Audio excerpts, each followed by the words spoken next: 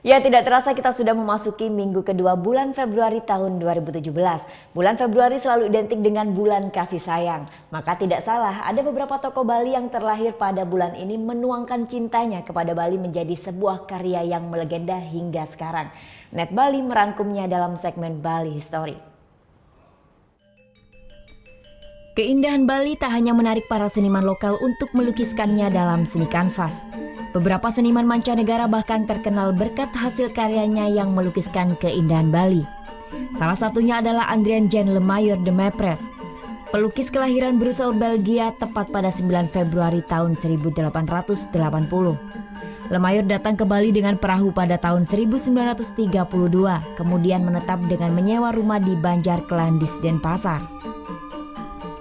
Keindahan tubuh wanita Bali saat menarikan tari legong pada zaman itu menjadi sumber inspirasi Lemaire dalam melukis. Lemaire kemudian menjadikan seorang penari legong Ninyoman Polo yang berusia 15 tahun sebagai model lukisannya. Sejumlah karya Lemaire yang menggunakan Nipolo sebagai model dipamerkan di Singapura untuk pertama kalinya pada tahun 1933. Yang kemudian sukses dan ia pun terkenal. Kembali dari Singapura, Lemaire membeli sepetak tanah di Pantai Sanur dan membangun rumah. Di rumah yang menjadi studio inilah Nipolok bekerja setiap hari sebagai model bersama dua sahabatnya. Kecantikan dan kepribadian Nipolok membuat Lemaire menikmati kehidupan barunya di Bali. Awalnya ia hanya ingin tinggal selama 8 bulan. Namun kemudian ia memutuskan untuk tinggal di pulau itu sampai akhir hayatnya. Setelah 3 tahun bekerja bersama pada tahun 1935, Lemaire dan Nipolok menikah.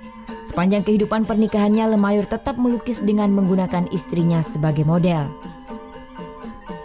Terpesona dengan karya Lemaire, Menteri Pendidikan Bahdar Johan meminta Lemaire untuk melestarikan lukisan beserta rumah dan seisinya sebagai museum. Lemaire akhirnya mewariskan seluruh lukisan dan rumahnya sebagai museum kepada pemerintah Indonesia pada tahun 1957. Pada tahun 1958, Lemaire menderita kanker telinga parah. Setelah 2 bulan mendapatkan pertolongan medis di Belgia, akhirnya Lemaire meninggal dunia dalam usia 78 tahun dan dimakamkan di Excelsis Lesene, Brussel. Nipolok kemudian pulang kampung untuk merawat rumahnya yang menjadi museum hingga kematiannya pada tanggal 18 Juli 1985 dalam usia 68 tahun. Untuk mengenang keduanya didirikan patung di lokasi Museum Lemaire saat ini.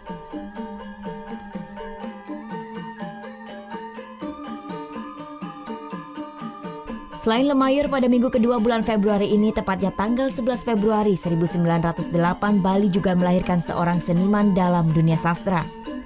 Ialah Anak Agung Panji Tisna, keturunan ke-11 dari dinasti Raja di Buleleng, Bali Utara, Anglurah Panji Sakti.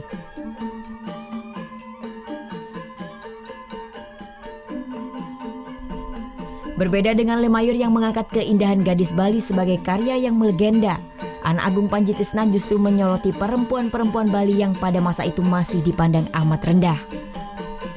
Masalah tersebut diangkat Anak Agung Panji Tisna dalam sebuah novel berjudul Sukreni Gadis Bali yang melegenda hingga saat ini. Novel Sukreni Gadis Bali yang terbit pertama kali pada tahun 1936 berbahasa Bali kini sudah diterjemahkan ke dalam beberapa bahasa. Di antaranya bahasa Inggris The Rape of Sukreni dan Bali Tarunian Dedene Kuge Katawa edisi bahasa Sinhala. Novel ini juga menginspirasi seni teater dan sinetron di Indonesia. Sinetron Sukreni Gadis Bali pernah ditayangkan di salah satu stasiun televisi swasta pada tahun 1992 yang diperankan oleh Nike Ardila. Selain novel Sukreni Gadis Bali, Anak Agung Panji Tisna juga melahirkan karya novel berjudul Ima Dewi Diadi, Swasta Setahun Berdahulu, dan Nirawit Ceti Penjual Orang. Panji Tisna juga dikenal sebagai tokoh perintis pariwisata Bali, khususnya di daerah Bali Utara.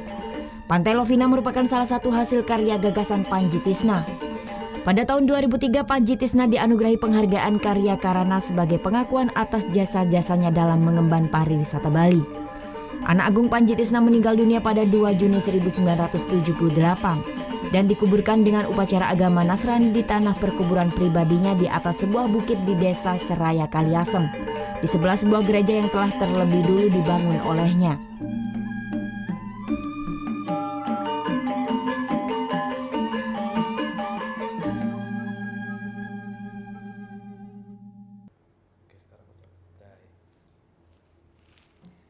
Udah selesai kan nontonnya? Nah, jadi jangan lupa buat like, komen, dan subscribe ya.